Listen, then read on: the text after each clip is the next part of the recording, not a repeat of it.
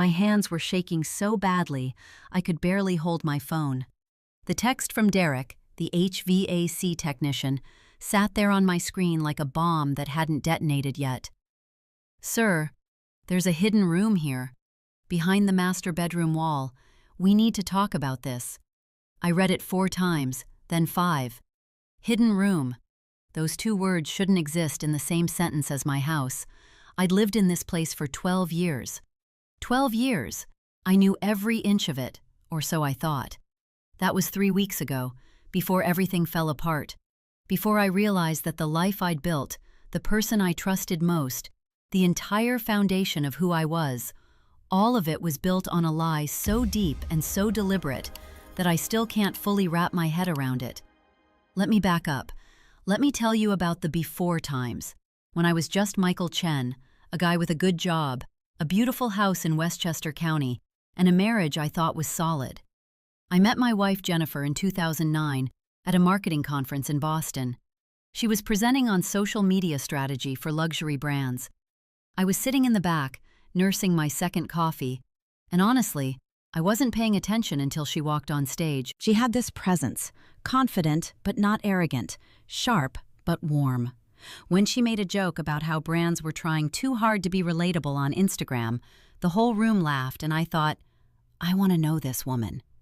We got married in 2011. Small wedding, just family and close friends. Her parents were thrilled. My mom cried the entire ceremony.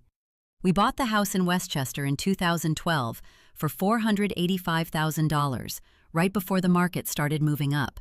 It was a 4-bedroom colonial with a wraparound porch, perfect bones, and enough space to grow into. Jennifer wanted to renovate the kitchen. I wanted to put in a pool. We did both. By 2015, we'd sunk about $180,000 into improvements. Jennifer worked for a boutique brand consulting firm. I worked in IT infrastructure for a financial services company. Solid salary, good benefits, 401k matching at 6%. We weren't rich, but we were comfortable, really comfortable. The kind of comfortable where you don't think about money too much, where you take nice vacations. We did Cabo every other year, usually for my birthday in March. Where you can say yes to your wife's ideas without doing mental math first. We had a routine. I'd wake up at 6:15, shower, make coffee. Jennifer would come down around 6:45, already on her phone, checking emails. We'd eat breakfast together when we could, but honestly, more often than not, she was working through emails or on calls with clients on the West Coast. I'd leave for the office by 7:30. She'd usually work from home, though she'd go into the city. We're about 40 minutes from Manhattan, 2 or 3 times a week. The house was Jennifer's pride and joy. She decorated every room meticulously. The master bedroom had this perfect sage green color she'd chosen after visiting 5 different paint stores. She had a walk-in closet that was bigger than my first apartment, and she spent serious money on clothes. Hermes scarves, Gucci loafers, a closet full of Everlane and Madewell basics. But it was her money. She made good money, and I never felt like I had a right to question how she spent it. Our sex life was fine, not passionate, but present. We had sex probably once a week, sometimes less if she was stressed with work. It was comfortable, routine. Neither of us was complaining. My friends with kids were always complaining about how their marriages had gone sexless after kids came along. Jennifer and I had decided early on that we didn't want children. It was one of the first serious conversations we had, and we both felt the same way. No regrets, no pressure. That was another thing I loved about her. She had clarity about what she wanted. This past year had been good, really good. The stock market had been up. My company gave me a promotion in January. Not a huge one, but it came with a $12,000 raise and a new title, Senior Infrastructure Manager. Jennifer's firm had landed 3 new clients. She seemed happy, excited about projects. We were talking about taking a month-long trip to Europe next summer. Croatia, Slovenia, maybe Austria. My mom called every Sunday. My dad passed away in 2018, and Mom had leaned on me a lot since then.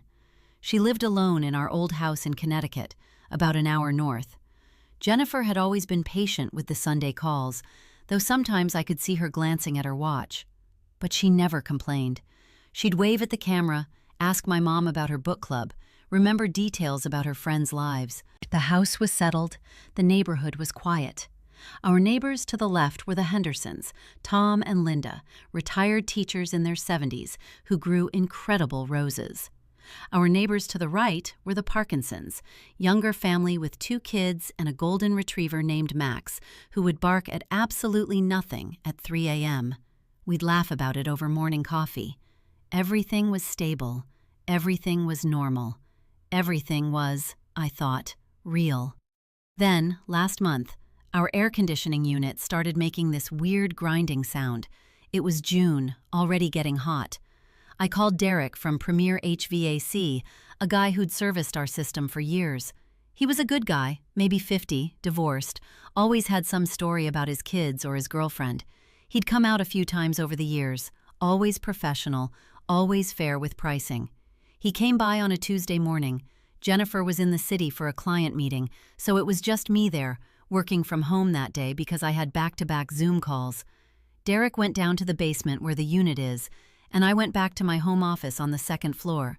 About 40 minutes later, he came upstairs looking weird. Not sick weird, but like he'd seen something weird. He had this expression on his face like he was trying to figure out how to phrase something. "Hey, Michael," he said. "You got a minute?" I minimized my Zoom window. "Yeah, what's up?" "So, the AC unit is fine. Nothing wrong with it, actually. Probably just needs some cleaning, lubrication, nothing major. But while I was down there, I noticed something." My stomach did this tiny flip. "What do you mean?" "The wall behind your water heater. The master bedroom is directly above that section, right?" "Yeah," I said slowly. "So, I was checking the electrical, making sure everything's up to code, and I noticed the wall on the interior side. There's a seam, a really careful seam, and the dimensions don't match up with the exterior wall. There's extra space there." I stared at him. "Extra space?" "Yeah, I mean, I could be wrong, but it looks like someone built a wall, framed it off, drywalled it.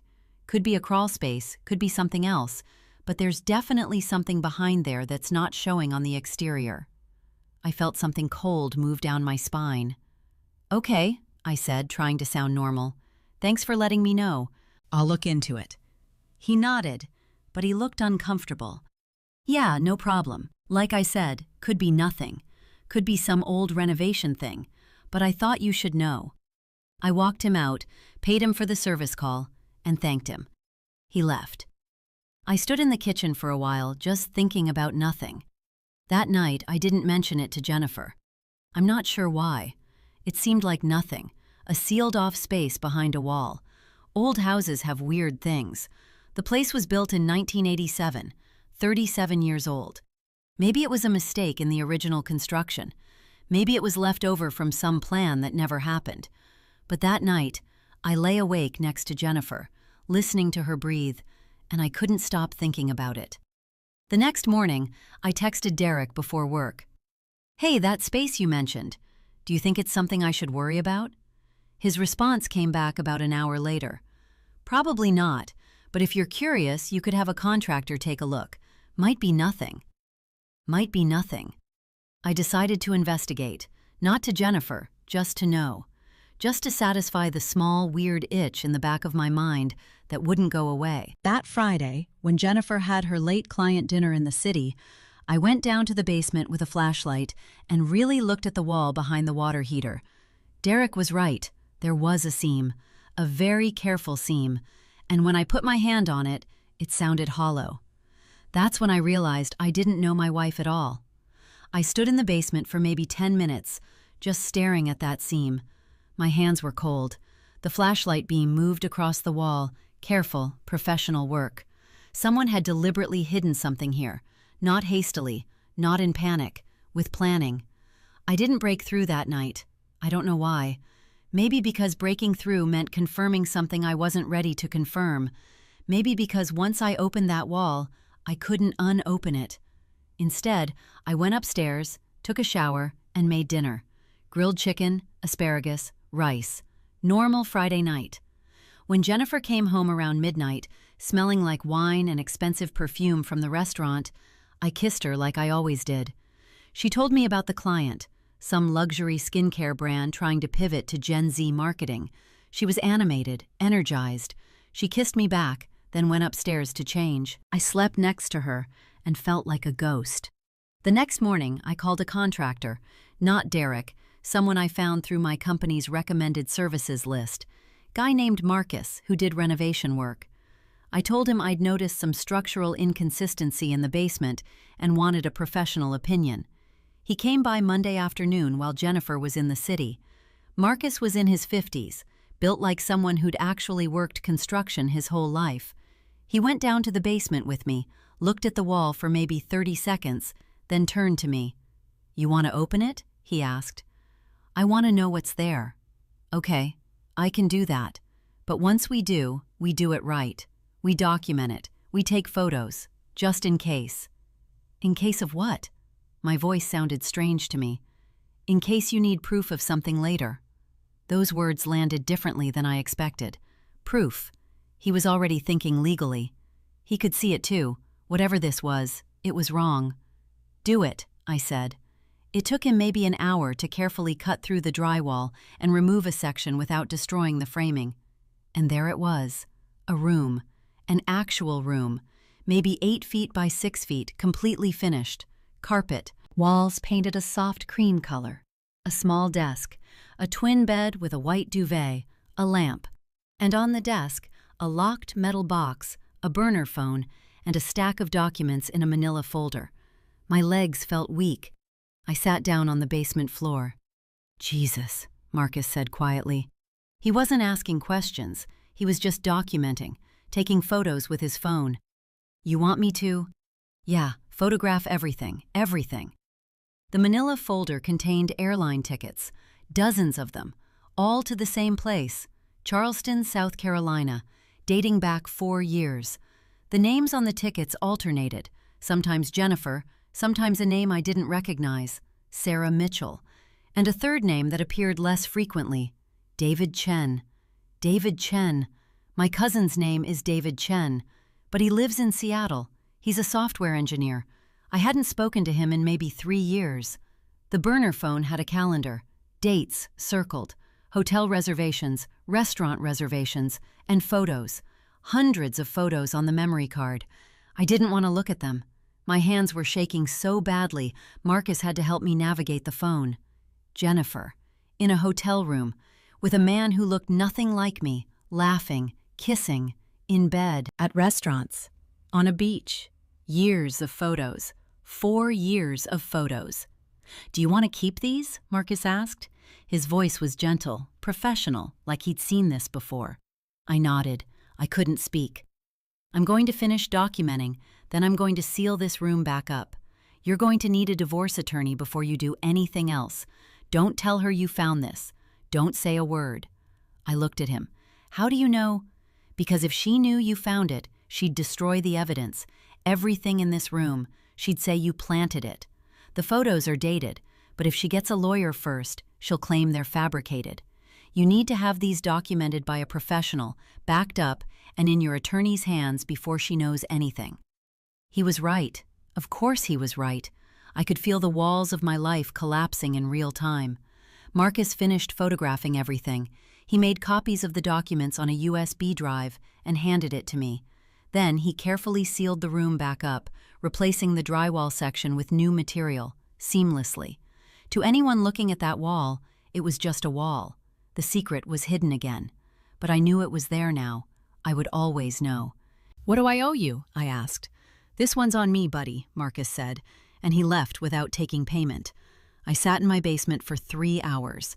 I didn't cry. I didn't rage. I just sat there holding a USB drive containing photographs of my wife with another man, and I felt the person I'd been simply cease to exist. Jennifer came home at 6:45 p.m., exactly like always. She was cheerful. She'd had a good day. The new client wanted to move forward with a contract. She was already thinking about the campaign strategy. "That's great," I said, and I meant it the way you mean something when you're reading from a script. "You okay?" she asked, and there was something in her eyes, a flicker of something. Concern? Guilt? Or just me projecting onto her face what I needed to see? Long day, I said. I'm going to lie down early. She nodded, kissed my forehead, and went into her home office to take a call with a client on the West Coast. I lay in bed, in the dark, listening to her voice through the closed office door, and I understood that I'd been living with a stranger for 12 years. Everything was a lie. The tenderness, the inside jokes, the way she'd remember how I liked my coffee, the way she'd touch my arm during conversations with friends, all of it choreographed, all of it performed for an audience of one. My phone buzzed. A text from Marcus. Attorney Rec, Robert Kellerman, Westchester, best in the county for family law. Tell him Marcus sent you. He'll know what to do. I saved the contact. Then I lay there in the dark and waited for my wife to come to bed, knowing that everything, absolutely everything, was about to burn. I called Robert Kellerman's office at 8:47 a.m. on Monday morning. His secretary said he had an opening at 2 p.m. that same day. I told her it was urgent. She asked if it involved family law. I said yes. She told me to come in. Those 6 hours were the longest of my life. I went through the motions of work, attended a 10 a.m. meeting about server migrations, responded to emails, took a lunch I didn't eat. Jennifer texted me around noon, asking if I wanted to grab dinner that night. I told her I had a late meeting with IT vendors. She said okay, she'd pick up something for herself. No problem. The lies came so easily now. Robert Kellerman's office was on the second floor of a brick building in downtown Westchester, between a dental practice and a tax attorney's office. I climbed the stairs with the USB drive in my pocket, like I was carrying a bomb. The office was decorated in that expensive, understated way. Neutral walls, leather chairs, a receptionist who looked like she'd seen 1,000 broken marriages walk through that door. Robert was in his 60s, salt and pepper hair, the kind of face that had learned not to show surprise at anything. He shook my hand firmly and gestured me into his office. Floor-to-ceiling windows overlooked the parking lot below. His desk was organized, not obsessively, but with the efficiency of someone who dealt in facts and evidence. "Tell me," he said, and I did. I told him about Derek's text, about Marcus's basement discovery, about the hidden room, the airline tickets, the burner phone, the photographs spanning 4 years. I handed him the USB drive. He plugged it into his computer, and we sat in silence while he reviewed the contents. His face didn't change, not once. "How long have you been married?" he asked. 12 years. "Children?" "No." "Whose name is on the house?" "Both of ours, joint ownership. We put down the down payment together in 2012. He nodded slowly, still looking at the screen. "Do you know who the man in the photographs is?" "No. I thought maybe it was my cousin David, but I called him. It's not. He said he has no idea who she'd be seeing." "Have you consulted with her about any of this?" "No. I haven't told her anything." "Good. That's exactly right." He turned away from the screen and looked at me directly. "Michael, what you have here is documentation of infidelity spanning a significant period. The room itself is interesting. It suggests premeditation and sustained deception. The airline tickets show a pattern of travel. The photographs are dated. This is strong evidence." "Strong evidence for what?" I asked, though I knew the answer. "For a divorce settlement heavily in your favor. Infidelity still matters in New York, even though it's a no-fault state. Combined with the deliberate deception, the hidden room, the financial expenditure on travel, the burner phone, a judge will see this as willful misconduct. It affects alimony, it affects property division."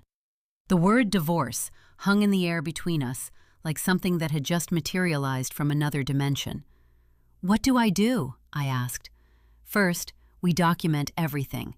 I have a digital forensics expert who can authenticate the files, create a chain of custody, ensure they're admissible. Second, we open a case file. Third, you go home and act completely normal until I tell you otherwise. You don't confront her. You don't mention the room. You don't show any signs that you know." "How long?" "Usually, we wait until the paperwork is filed, until she gets served. That way, she can't destroy evidence, can't claim surprise, can't run. Once she knows you know, the situation becomes volatile. I've seen people do irrational things, liquidate accounts, hide money, take their kids and disappear. Since you don't have children, it's less complicated, but the principle stands. I felt sick. This was really happening. This was really my life now. I'll have preliminary documents ready by Thursday, Robert continued. I'll need your financial information, income, investments, retirement accounts, property valuations, credit card statements for the last 3 years. Can you get me that? Yes, our accountant handles most of it. Good. Don't alert your accountant to the situation. Just ask for copies of the returns and statements. Say you're organizing your records. I nodded. I was becoming very good at lying. One more thing, Robert said as I was standing up to leave. Are you safe? Is she violent? Is there any reason to believe she'd react to this in a dangerous way? I thought about Jennifer, about the way she'd smiled at me last night when I came home, the way she'd touched my shoulder while talking about her new client, the way she'd asked if I was okay. No, I said. She's not violent, but I don't know her at all, so I guess anything is possible. Fair enough. I'll have my assistant send you a secure portal. Upload everything there. Financial documents, the USB drive contents, everything. We'll keep multiple backups. By Thursday, you'll have a case file, and by next Monday, we'll be ready to move. I left his office at 3:45 p.m. with instructions on how to turn my marriage into a legal battle. The next 3 days were surreal. I went to work, I came home, I ate dinner with Jennifer, I slept next to her, I responded to her texts, I asked about her projects, I kissed her goodnight, and all the while, I was downloading financial statements, uploading files to a secure portal, and waiting for the moment everything would explode. On Thursday evening, Robert called me. "We're ready," he said. "I filed the petition. The court will issue a summons tomorrow. We'll have someone serve her on Monday morning at her office. That way she can't claim she didn't receive it. Once she's been served, she'll likely call an attorney. She may try to contact you. I advise you not to speak with her about this without me present or without having everything documented." What happens next? Discovery. We'll request her financial records, her communications, everything. She'll do the same to you. Eventually, we'll go to mediation, or we'll go to trial. But Michael, I want you to understand something. What? Once this starts, it doesn't stop. You'll be fighting for months, possibly over a year. There will be moments where you question whether it's worth it. There will be moments where you want to back down. Don't. The evidence you have is solid. You didn't put that room there. You didn't take those photographs. She did. And she did it deliberately, for 4 years, while you paid the mortgage and renovated the kitchen and took her to Cabo and believed you had a marriage. I understand, I said. Do you? His voice was gentle but firm. Because what's about to happen is going to hurt. Not just financially, but emotionally. You're going to see things you don't want to see. You're going to learn things you don't want to know. And by the end, the woman you thought you married, that person will be completely gone. He was right. By Monday, when Jennifer came home to find the papers, when she read the petition, when she understood that I knew, everything changed. She called me at work. I almost didn't answer. "Michael, what is this?" Her voice was shaking. "What the hell is this?" "I think you know what it is," I said quietly. I don't understand. How did you? The HVAC technician found the room. I had a contractor verify it. Everything in it is documented. I have an attorney. His name is Robert Kellerman. If you want to discuss this, he's the point of contact. There was a long silence. I could hear her breathing. "You can't do this," she said finally. "Michael, you don't understand. It's complicated." "Complicated," I repeated. "You had a 4-year affair in a hidden room behind our bedroom. You flew to Charleston 37 times on airline tickets you paid for with a credit card I just learned about. You kept a burner phone. You took photographs. That's not complicated. That's just betrayal." "I was unhappy," she said, and her voice cracked. "I was unhappy, and you never even noticed. You were so content with your routine, your job, your life, and I felt invisible." I almost laughed. "So that's the excuse? You felt invisible, so you built a secret room and a secret relationship? You didn't try to talk to me. You didn't try anything. You just lied and deceived and— I tried, she shouted. I tried for years. You don't remember. You were too busy with work, too busy with your mom, too busy with everything except me. So I deserved this? No, I'm not saying that. I'm saying I made a choice, a bad choice. But don't pretend our marriage was perfect, Michael. Don't pretend you were the perfect husband. I hung up. She called back 7 times. I didn't answer. She texted, "Please, we can work this out. Don't throw away 12 years. Please call me." I showed the text to Robert. He told me not to respond. The next 2 months were a symphony of anger, betrayal, and legal maneuvering. Jennifer hired an attorney, a woman named Susan Marks, who was aggressive and smart. The discovery process was brutal. They requested my emails, my texts, my financial records. I requested the same from Jennifer. And somewhere in that exchange, the full extent of the deception became clear. She'd been seeing the man. His name was actually Daniel Walsh, a real estate developer from Charleston, for 4 years. But the affair had started before that. There were other men, trips I didn't know about, money transferred to accounts I didn't know existed. Nearly $180,000 over 6 years had gone into a separate savings account in her name only. My attorney brought in a forensic accountant who traced every dollar. Jennifer had been systematically building a financial escape route, while I believed we were building a life together. The hardest part came when Robert showed me a series of emails between Jennifer and Daniel from 3 years prior. She'd written, "I feel like I'm living a double life. Sometimes I'm terrified he'll find out, but mostly I'm just waiting for the moment when I can finally leave him and not feel guilty about it." I'd asked him to show me those emails. I wanted to see them. And when I did, something inside me that had been broken started to calcify into something harder. The divorce was finalized 6 months later. The judge awarded me the house, 55% of the liquid assets, and no alimony would be paid. In fact, Jennifer had to pay me $45,000 as part of the settlement due to the dissipation of marital assets. She got her car, her personal belongings, and the knowledge that the life she'd been constructing so carefully had imploded in a matter of months. She moved back to her parents' house in Boston. I heard through a mutual friend that Daniel had broken things off with her after the divorce became public. Apparently, he wasn't interested in being associated with infidelity and legal drama.